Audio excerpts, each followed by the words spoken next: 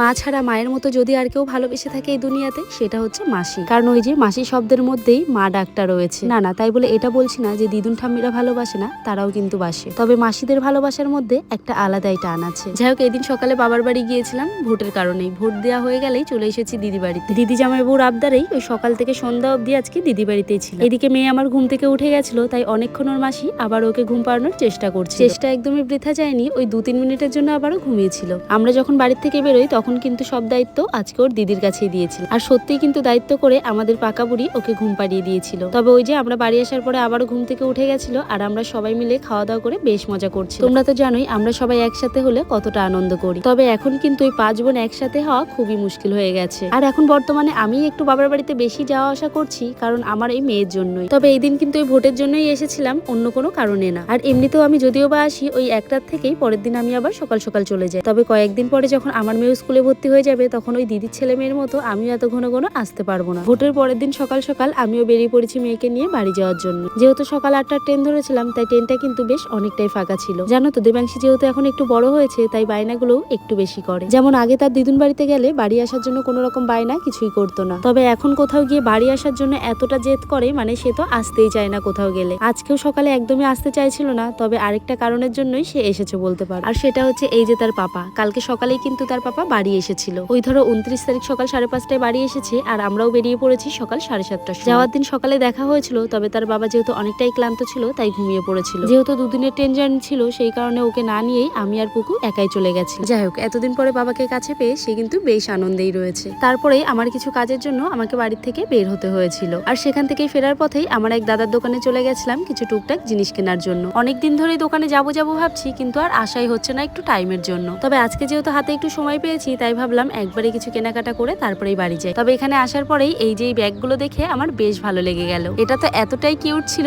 আমি আর একটা না নিয়ে থাকতেই পারলাম না। এই ব্যাগগুলোর মধ্যে আমার পুকু সোনার জন্য একটা ব্যাগ নিয়ে নিলাম, আর তারপরেই আমার নিজের জন্যও কিছু টুকটাক জিনিস দেখলাম আর কিছু কিনেও নিলাম। আচ্ছা, এই ব্ল্যাক কালার ঘড়িটা আমার হাতে পরে কেমন লাগছে তোমরা কিন্তু অবশ্যই একবার কমেন্টে জানি। যাই হোক, একটা দুটো জিনিস দেখতে দেখতে টুকটাক অনেকগুলো জিনিসই কিনে